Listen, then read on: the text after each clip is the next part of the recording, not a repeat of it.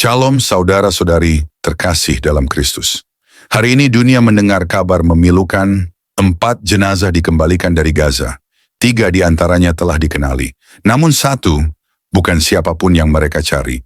Militer Israel mengonfirmasi, tubuh keempat itu bukan milik salah satu sandera mereka. Jenazah itu ternyata milik orang lain. Mungkin seorang warga dari Gaza.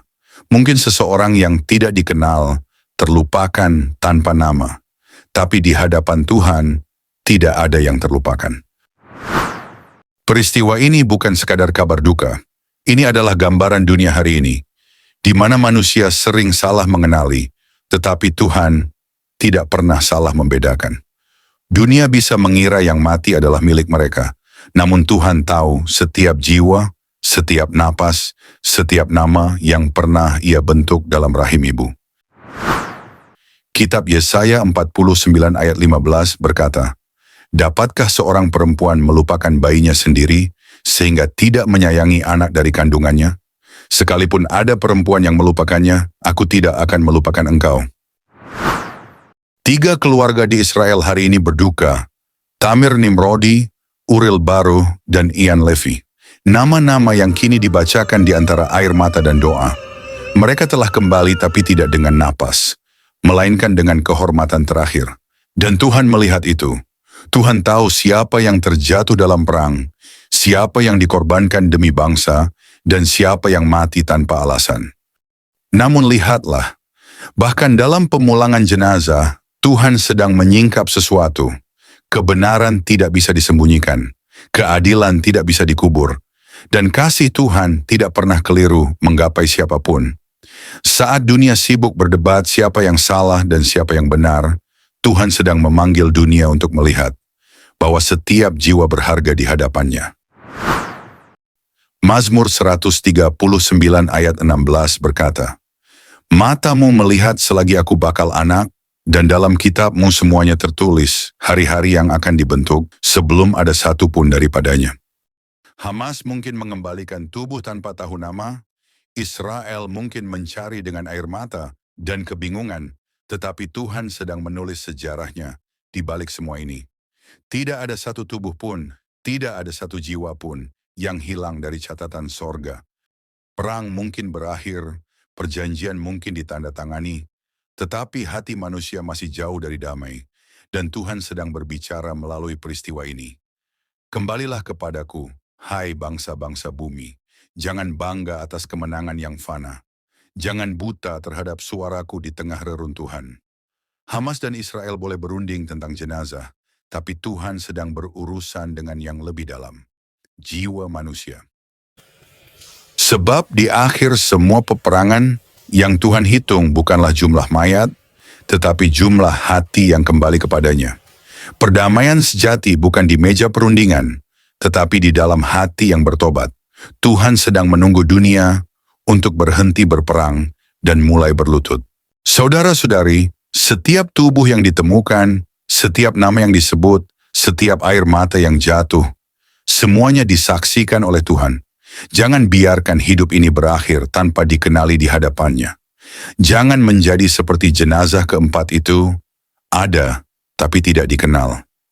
Biarlah hidup ini dikenal oleh Tuhan, diselamatkan oleh darah anak domba, dan dibangkitkan bersama Dia dalam kemuliaan.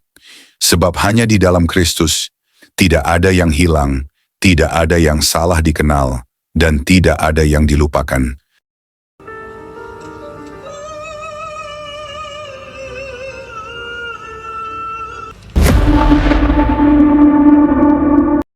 Netanyahu menyampaikan belasungkawa kepada keluarga para sandera yang telah gugur. Hamas menanggapi dengan pernyataan dingin. Kedua pihak saling menuding, masing-masing mengaku telah memenuhi perjanjian. Tetapi di atas semua perjanjian manusia, ada perjanjian yang lebih tinggi, perjanjian antara Tuhan dan kebenaran. Dan kebenaran itu tidak bisa dipalsukan, tidak bisa dinegosiasikan, tidak bisa disembunyikan. Tubuh yang salah kirim itu adalah simbol dari kekacauan manusia. Namun juga tanda bahwa Tuhan sedang menyingkapkan kesalahan yang tersembunyi. Dunia mengira itu kesalahan logistik. Namun di mata rohani, itu adalah seruan Tuhan. Lihatlah, manusia bisa salah mengenali, tapi aku tidak pernah salah membedakan. Setiap perang, setiap genjatan senjata, setiap perundingan, semuanya akhirnya membawa manusia kembali ke pertanyaan ini. Apakah kita masih mengenali suara Tuhan di tengah jeritan dunia? Israel menuntut agar Hamas memulangkan semua jenazah yang masih ditahan. Hamas berdalih bahwa sebagian terkubur di reruntuhan. Dan di balik kata-kata itu, terselip satu realitas pahit. Manusia terus kehilangan rasa hormat terhadap kehidupan. Tuhan menciptakan manusia dengan napasnya sendiri. Namun manusia membunuh sesamanya demi tanah, demi ideologi, demi harga diri. Padahal yang sesungguhnya hilang, bukan tanah melainkan nurani. Kita hidup di zaman ketika nilai hidup manusia menjadi murah. Jenazah dijadikan alat diplomasi, mayat diperdagangkan demi perjanjian politik, kehidupan diukur dengan kepentingan, bukan kasih. Tapi firman Tuhan tidak berubah. Engkau berharga di mataku, mulia, dan aku mengasihi engkau. Yesaya 43 ayat 4. Saudara-saudari, Tuhan ingin mengingatkan dunia. Setiap nyawa, baik di Israel maupun di Gaza, adalah ciptaannya. Namun hanya mereka yang hidup di dalam kebenaran yang akan diingat untuk kekekalan. Tuhan tidak memihak pada kebrutalan siapapun. Ia memihak pada kebenaran. Dan kebenaran itu kini sedang berjalan di antara abu dan darah, mencari hati yang masih mau bertobat. Israel boleh menang di medan perang, tapi apakah hatinya sudah tunduk di hadapan Tuhan? Hamas boleh berteriak menolak kalah, tapi apakah mereka mengenal Tuhan yang sejati? Kemenangan sejati bukan pada senjata, melainkan pada pertobatan. Dan Tuhan sedang menunggu dunia ini untuk berhenti berperang dan mulai berlutut. Peristiwa 4 jenazah ini bukan sekadar tragedi, ini adalah panggilan profetik bagi dunia. Bahwa Tuhan sedang menyingkap hati manusia. Bahwa Ia sedang menimbang bangsa-bangsa, dan Ia akan memisahkan yang benar dari yang palsu, yang tulus dari yang licik, yang hidup baginya dari yang hidup bagi diri sendiri. Saudara-saudari, tidak ada satupun yang hilang di hadapan Tuhan. Mungkin manusia tidak mengenali jenazah keempat itu, tapi Tuhan tahu siapa dia. Tuhan tahu kapan ia lahir, kapan ia jatuh, dan di mana jiwanya kini berada. Dan pesan itu juga untuk kita. Jangan biarkan hidup ini berakhir tanpa dikenali di hadapan Tuhan. Jangan menjadi jenazah keempat dalam kehidupan rohani. Hidup, tapi tidak dikenal di surga. Hidup yang dikenal Tuhan adalah hidup yang menyerahkan diri pada kebenaran. Bukan hidup yang mencari pengakuan manusia, tapi hidup yang dikenal di hadapan surga. Yesus berkata dalam Yohanes 10 ayat 14, "Akulah gembala yang baik, dan aku mengenal domba-dombaku, dan domba-dombaku mengenal aku." Ia mengenal kita satu persatu. Nama kita, air mata kita, bahkan luka yang tidak terlihat oleh siapapun.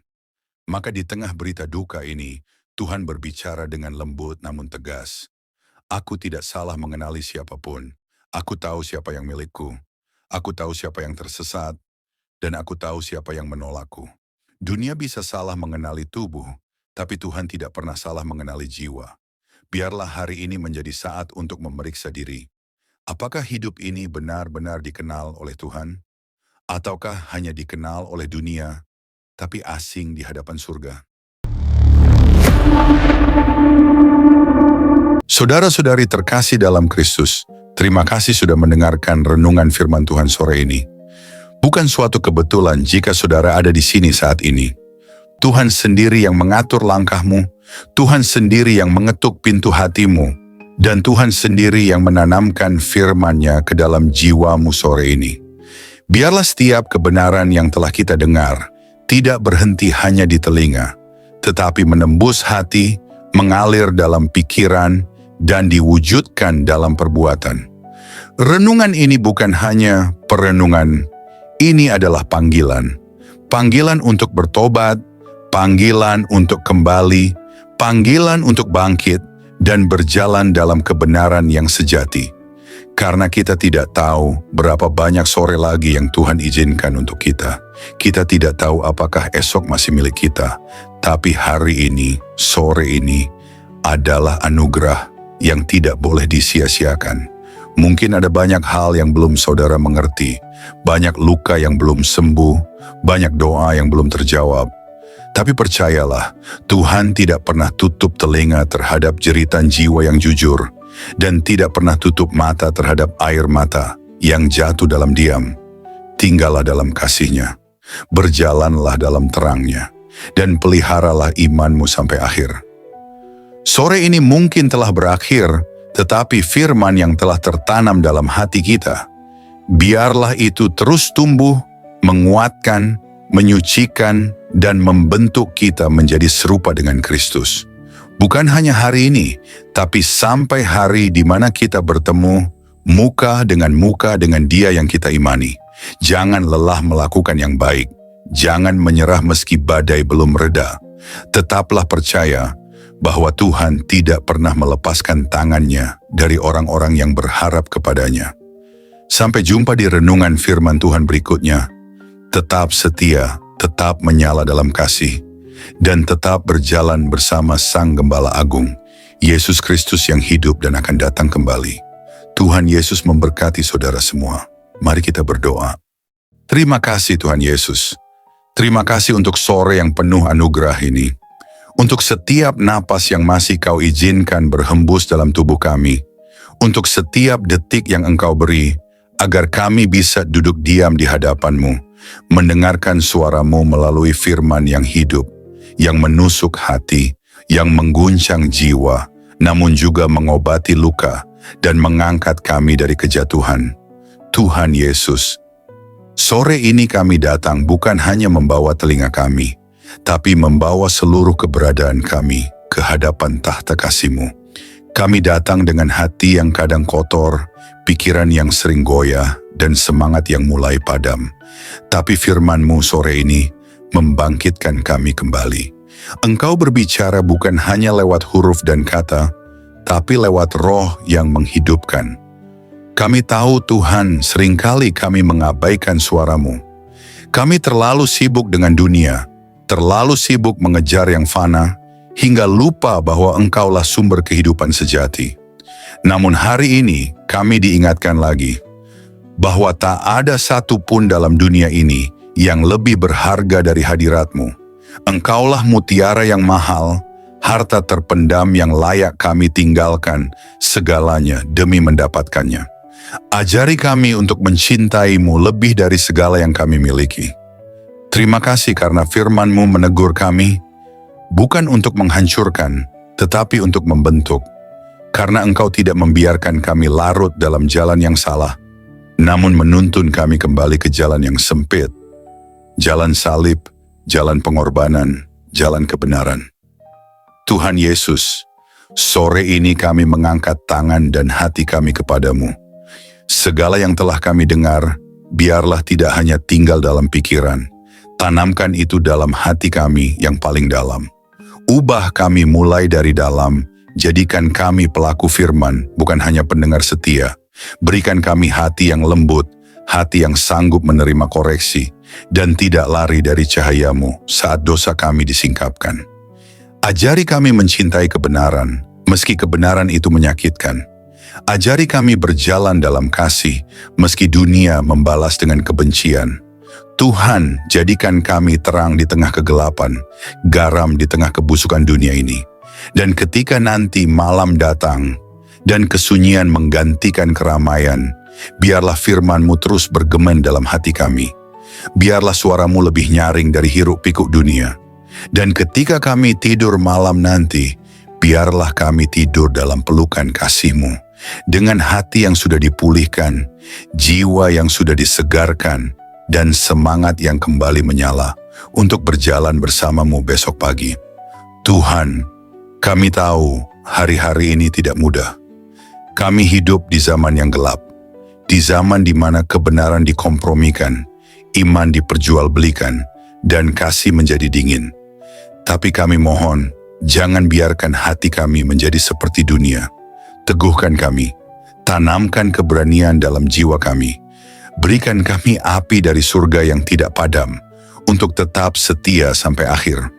Kami tahu jalan sempit itu tidak mudah, tapi kami tahu Engkau menyertai setiap langkah yang kami ambil. Meskipun air mata kami jatuh, Engkau mengumpulkannya dalam kirbat-Mu. Meskipun kami berjalan dalam lembah kelam, Engkau tetap setia menggandeng tangan kami. Kami tidak sendiri, kami tidak ditinggalkan. Berkati setiap orang yang mendengar renungan sore ini, dimanapun mereka berada, apapun pergumulan mereka, biarlah kasih-Mu menjamah dan menjawab mereka satu persatu. Angkat yang tertunduk, pulihkan yang remuk, dan kuatkan yang nyaris menyerah. Sore ini, kami pulang dari hadapan firman-Mu, bukan sebagai orang yang sama, tapi sebagai orang yang telah disentuh surga. Kami pulang dengan damai, kami pulang dengan harapan baru, kami pulang dengan keyakinan bahwa Engkau tetap berdaulat di atas segala hal yang tidak kami mengerti. Dan jika malam ini adalah malam terakhir kami di dunia ini, biarlah kami ditemukan tetap setia, tetap percaya, dan tetap memandang wajah-Mu. Kami rindu saat Engkau datang kembali, Tuhan. Kami rindu melihat langit terbelah, malaikat meniup sangkakala, dan Engkau turun dengan kemuliaan. Jadikan kami mempelai yang siap. Jadikan kami gereja yang berjaga-jaga. Jadikan kami umat yang tidak tertidur. Kami tidak ingin Engkau datang tiba-tiba, dan kami masih bermain-main dengan dunia. Bangunkan kami, Tuhan. Sadarkan kami. Segarkan kami, dan kuduskan kami hari demi hari. Terima kasih Tuhan Yesus. Segala pujian hanya bagi-Mu, segala kemuliaan hanya bagi nama-Mu, dan segala hidup kami hanya bagi kehendak-Mu. Dalam nama Tuhan Yesus Kristus, Tuhan yang hidup, Tuhan yang akan datang kembali, kami menutup renungan sore ini dengan penuh syukur dan kerendahan hati. Amin. Mari kita berdoa. Bapa kami, Bapa kami yang di sorga, dikuduskanlah nama-Mu. Datanglah kerajaan-Mu, jadilah kehendak-Mu di bumi seperti di sorga. Berikanlah kami pada hari ini makanan kami yang secukupnya. Dan ampunilah kami akan kesalahan kami, seperti kami juga mengampuni orang yang bersalah kepada kami. Dan janganlah membawa kami ke dalam pencobaan, tetapi lepaskanlah kami daripada yang jahat. Karena Engkaulah yang mempunyai kerajaan dan kuasa dan kemuliaan sampai selama-lamanya. Amin.